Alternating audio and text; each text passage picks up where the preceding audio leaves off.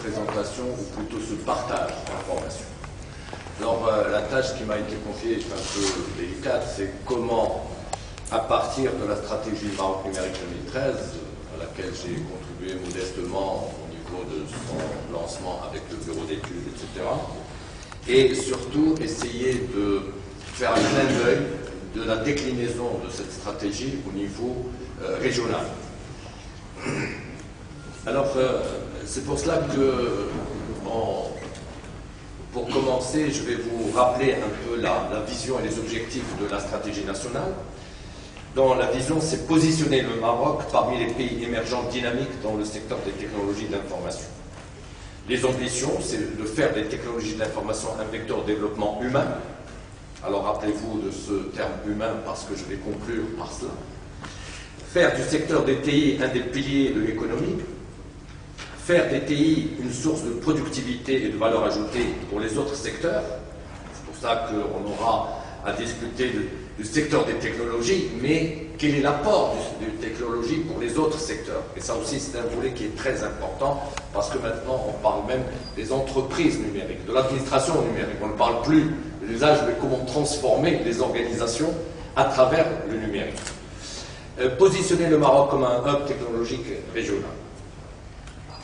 Alors pour cela, il y a des objectifs chiffrés qui ont été souligner, c'est qu'au niveau de l'emploi, c'est 26 000 emplois additionnels. Pour le PIB de 7 milliards de dirhams pour le secteur des technologies. Mais ce qui est plus important, c'est que l'apport de technologies de l'information pour les autres secteurs va pouvoir contribuer à 20 milliards de dirhams. Et ça, tout à l'heure, j'ai un slide pour vous expliquer quels sont les secteurs qui contribuent le plus au PIB et s'ils utilisent correctement les technologies, comment il peut y avoir un effet de levier pour cela. Au niveau de l'usage d'éthique, et ça c'est quelque chose de très important parce que l'équipement des établissements scolaires, comme vous savez, il y a le programme GENI, je vais en parler rapidement tout à l'heure, mais l'idée c'est qu'en 2013, tous les établissements primaires, lycées, collèges, seront équipés. Pour les élèves ingénieurs, vous avez certainement eu déjà des informations sur INGES, et ça, je pense, il y avait deux choses très importantes qui ont été faites, c'est NAFIDA et INGES. NAFIDA, c'est-à-dire finalement on a compris qu'il ne faut pas commencer par l'élève, il faut commencer par le prof. Et il y avait justement un très grand engouement pour la mise à disposition de connexions et de micro-ordinateurs pour les professeurs au niveau des collèges, des lycées, etc. Et c'est ce qui a fait un effet de levier, bon, parce que le prof ne devient pas ignorant devant l'élève, mais il commence par apprendre. Le deuxième, c'est ce qu'on a lancé l'année dernière, c'est INGES pour tous les élèves ingénieurs et au niveau des universités, pour leur équipement de portable et connexion 3G sur une année, et dans certains cas, c'était à partir de 600 ou 1000 dirhams, un étudiant pouvait avoir un micro-ordinateur avec une connexion 3G pour une année. Il y a eu 15 000 l'année dernière et 18 000 cette année. Il va y avoir, ça va attendre jusqu'à 2013 pour atteindre 80 000 élèves étudiants qui pourront en profiter. Alors l'autre aspect dans l'usage d'éthique, c'est l'accès à Internet. Le constat en 2008, c'était un foyer sur 10 uniquement était équipé, et l'objectif c'est d'atteindre un foyer sur 3. Et finalement, pour le gouvernement, c'est d'avoir 89 services du gouvernement, et on va les voir tout à l'heure, quelques informations, quelques renseignements. Alors, une stratégie qui s'articule autour de 4 priorités. Alors, les 4 priorités, c'est la transformation sociale. Je ne vais pas en dire plus parce que j'ai un slide pour la transformation sociale. Le service public orienté usager. L'informatisation des PME, ça c'est très important, et là dans la région il y a un certain nombre d'idées qu'on va évoquer, comment on peut renforcer et de faire de la région orientale un modèle pour les autres, pour tirer les PME, et le développement de l'industrie d'éthique, et c'est là où on parle de l'industrie d'éthique en tant que telle, et 2 mesures d'accompagnement très importantes, c'est le capital humain et la confiance numérique. Alors tout cela, et la clé de la réussite se trouve ici, c'est les modalités d'implémentation, c'est la gouvernance. D'accord? Et là, si la stratégie nationale avait un peu quelques difficultés, c'était à cause de la gouvernance. Je ne vais pas rentrer dans les détails, mais à un certain moment, pour le programme e-gov, par exemple, il y avait deux ministres qui se chamaillaient, ils disaient c'est moi, c'est pas moi, c'est l'autre, etc. J'ai essayé d'intervenir entre les deux, je n'ai pas réussi, et j'avais baissé les armes. Bon, bref. Et le budget. C'est-à-dire ce qu'il y a de nouveau aussi dans la stratégie nationale, c'est que tous les budgets ont été sécurisés pour mettre en œuvre la stratégie jusqu'en 2013. Et ça, c'est un point positif, mais aussi négatif, parce que d'un autre côté, on a des financements qu'on n'utilise plus pour dire on a nos budgets, on n'a pas besoin des autres, alors que c'est faux. On peut utiliser notre budget comme levier pour drainer d'autres budgets. Alors ceci donc, se décline par 18 initiatives. Je ne vais pas vous lire, mais cette présentation sera confiée à l'agence pour la mettre à disposition de tout le monde, parce que les technologies se caractérisent par le partage, justement, d'informations, et je vous donnerai un format PDF que vous pourrez diffuser. Alors là, c'est pour essayer de voir par rapport à chaque axe quelles sont les principales initiatives, et ces initiatives sont déployées en 53 mesures. Alors, justement, le premier axe, c'est la transformation sociale. La transformation sociale, c'est l'ambition, c'est rendre accessible aux citoyens l'Internet haut débit et favoriser l'accès aux échanges et à la connaissance. Et ceci par rapport à un certain nombre d'objectifs dont j'ai déjà parlé tout à l'heure, mais qui sont chiffrés. Alors, à titre d'exemple, une des initiatives, c'est l'accès des acteurs de l'enseignement, c'est Génie. Comme vous le savez, il y a 9260 établissements scolaires à équiper, donc ça a commencé. D'ailleurs, il y avait Génie 1 qui a un peu bugué, comme on dit en informatique, puis on l'a remis en place pour innover justement. On a dit non, c'est pas la peine d'acheter des micro-ordinateurs. D'accord? On va acheter un service. Et ça, c'est une nouveauté. Donc, la Génie 2, c'est qu'en fait, les établissements, le ministère de l'Éducation n'achètent plus les ordinateurs, même si c'est un faux. Ils achètent le service chez les opérateurs. Ça veut dire quoi? Ça veut dire que l'opérateur s'engage à amener les ordinateurs, amener la connexion, amener ce qu'il faut pour que ça marche. Et on paye un loyer. Et au bout de 3 ans et demi, il doit rechanger le matériel. Et ça, c'est une nouveauté qui est en train de mettre en œuvre. Au niveau des enseignants, c'est ce que j'ai parlé tout à l'heure, c'est la clé de voûte. Chaque fois qu'on veut commencer dans le domaine de l'enseignement, il faut commencer par le prof et non pas par l'élève. INGES, je vous en ai parlé, c'est le fait de pouvoir aux étudiants de s'équiper. Et là, par contre, ce qu'on peut faire au niveau de la région, donc c'est juste une idée, c'est de dire oui, il y a uniquement les ingénieurs qui font des technologies d'information à l'échelle nationale, mais au niveau de la région, on va généraliser. Tous les étudiants de la région doivent avoir leur. Et comme disait Senbaki, je suis totalement d'accord, ce n'est pas un problème d'argent. Et pour vous dire, la Banque mondiale, dernièrement, venait me dire, oui, on a des budgets, vous ne savez pas comment on peut les utiliser. Ah, on ne sait pas encore. D'accord? Parce que si on n'a pas une vision claire, des programmes clairs, des projets clairs, on ne peut pas drainer les financements. Et dans ce cas d'espèce, on peut dire, par exemple, un des objectifs, équiper tous les étudiants de la région en portable connecté. Par exemple. Alors, l'offre d'accès à Internet haut débit. Alors là, par exemple, il y a une initiative qui est menée, c'est que au niveau de la stratégie nationale, on se propose de créer 400 centres d'accès communautaires dans les foyers féminins, dans les maisons de jeunes. Bon, c'est ce qu'on avait commencé à faire avec le PNUD en 2005, et on avait, avec le ministère de la Jeunesse et des Sports, équipé une centaine de maisons de jeunes, et là, c'est à peu près la même chose pour 400, mais bon, 400, c'est rien par rapport à l'ensemble du Maroc.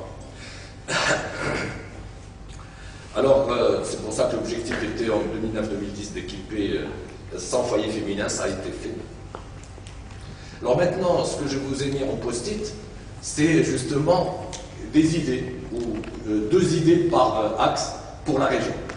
Alors pour la région, c'est l'idée, d'ailleurs encore ce matin, j'en ai discuté avec un représentant de SAID, c'est la mutualisation de la bande passante. Alors ça, c'est un beau projet qui fera de la région l'exemple type à suivre pour toutes les autres. Pourquoi? Parce que toutes les administrations payent des factures télécom, payent Internet, payent ceci, et des fois, quand un message veut partir, il part jusqu'à je ne sais où pour revenir, etc. Et ça coûte énormément d'argent, et comme vous le savez, nous sommes parmi les pays les plus chers en matière d'Internet. D'accord, on est très bien classé par rapport au coût. Alors comment faire pour diminuer la facture? Et là, il y a des solutions. Et M. Mas est là. Je me propose avec les gens de la région de coordonner un projet dans ce sens-là pour dire quel type de partenariat public-privé peut-on mettre en place pour abaisser la facture des télécoms et de l'Internet au niveau de la région. Alors, honnêtement, ce que je souhaite, c'est que la région soit le modèle à suivre pour les autres. D'accord? Et c'est là où je suis très ambitieux pour la région. Et c'est possible. C'est ça la nouveauté. C'est possible. D'accord? Parce qu'il y a un certain nombre de leviers et un certain nombre de choses qu'on peut utiliser. Alors là, la deuxième idée par rapport à cet axe, c'est le collaboratif pour les universités et les élèves.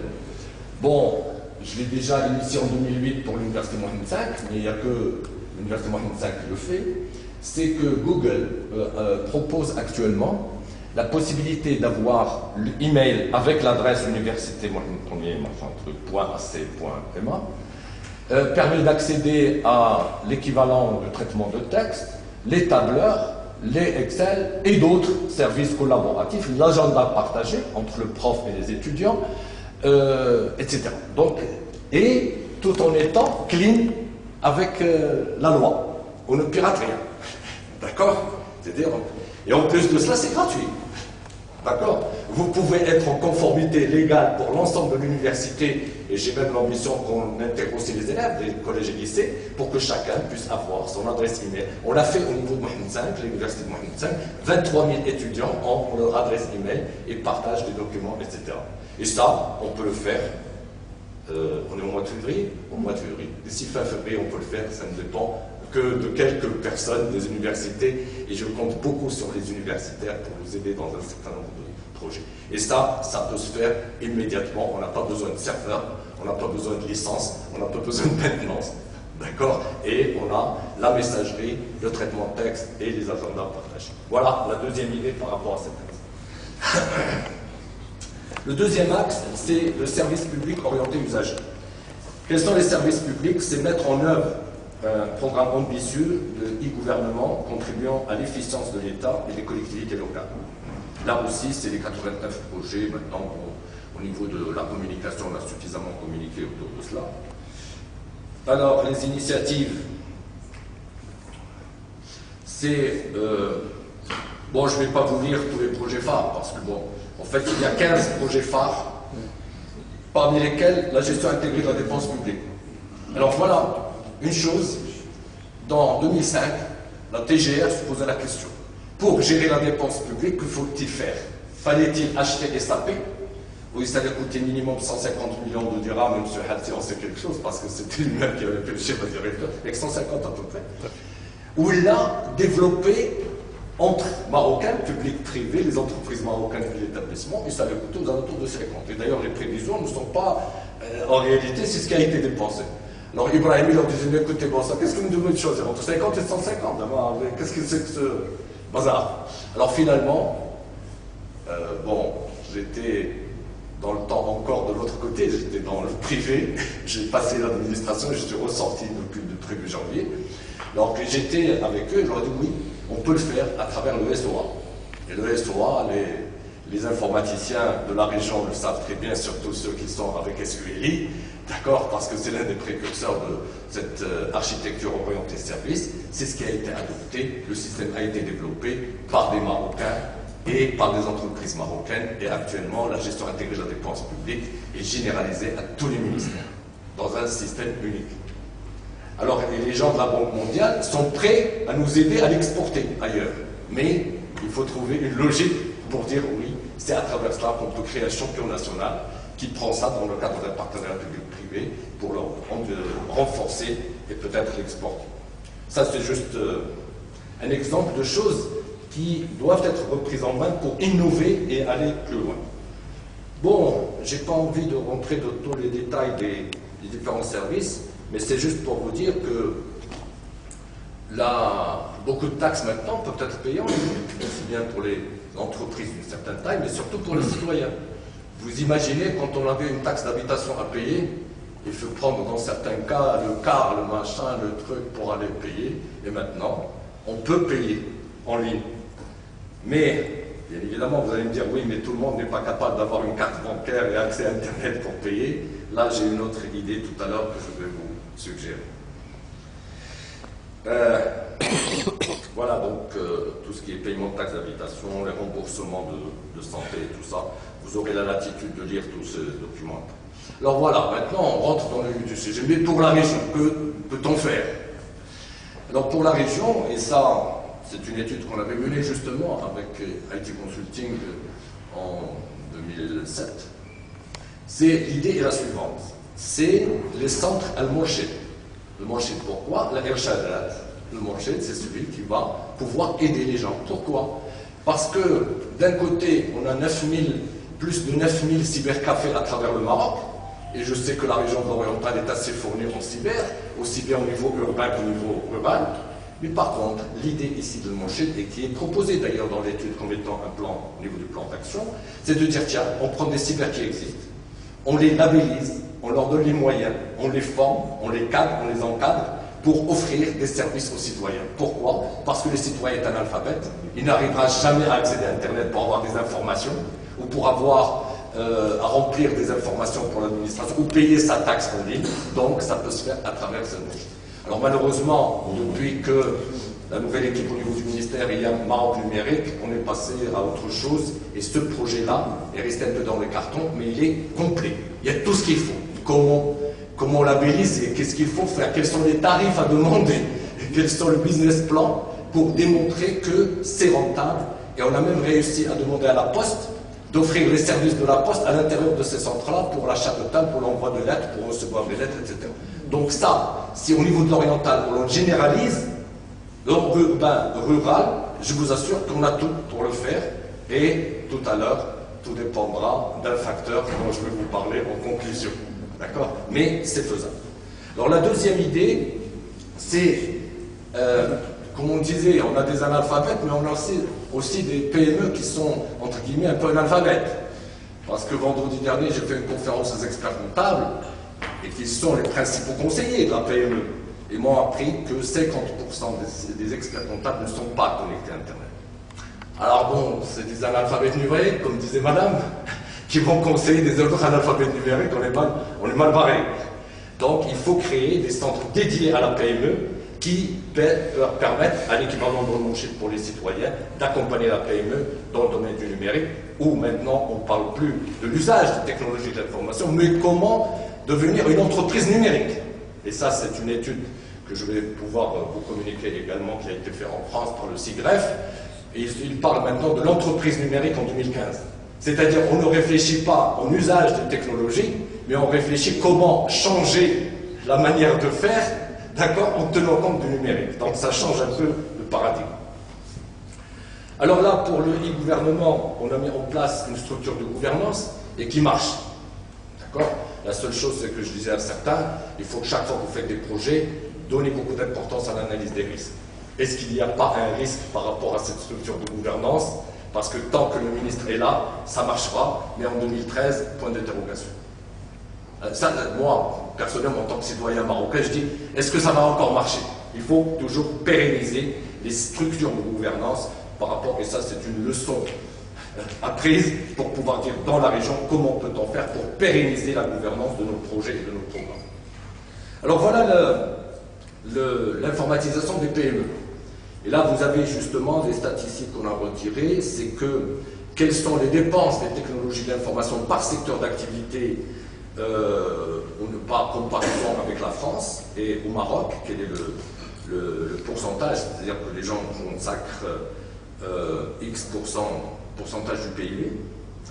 Alors, et on voit que bien évidemment certains secteurs, mais par contre la dernière colonne, c'est l'impact, d'accord, que ça peut avoir.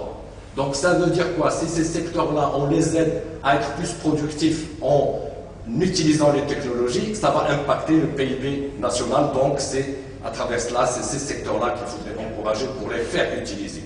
Pourquoi? Parce qu'il y a quelque chose quand même d'assez grave, c'est ça. Vous voyez qu'au Maroc, tout ce qui est évolution de la productivité n'a pas du tout évolué depuis 1987, parce que justement, comme disait M. le Baquet, on ne travaille pas. Nous sommes fainéants, qu'est-ce que vous voulez que je vous dise? Quand on a Eid, on prend une semaine pour Eid, et pendant la même période, j'étais en Corée, on me dit qu'on a une semaine de vacances par an. D'accord, et les gens travaillent 8 à 9 heures minimum. Alors c'est normal que la Corée en 1963 avait le même niveau de développement que le Cameroun, 1963. Et maintenant, c'est pas la peine que je vous dise où est-ce qu'ils en sont, ils sont parmi les premiers. D'accord? Et bien au Maroc, on ne peut pas progresser si on ne bosse pas. Ouais, il faut qu'on se mette au travail, comme disait Senouane. Si on ne travaille pas, là, ok. Mais par contre, maintenant, les technologies de l'information permettront de gagner un peu de temps pour améliorer encore plus notre compétitivité, notre productivité.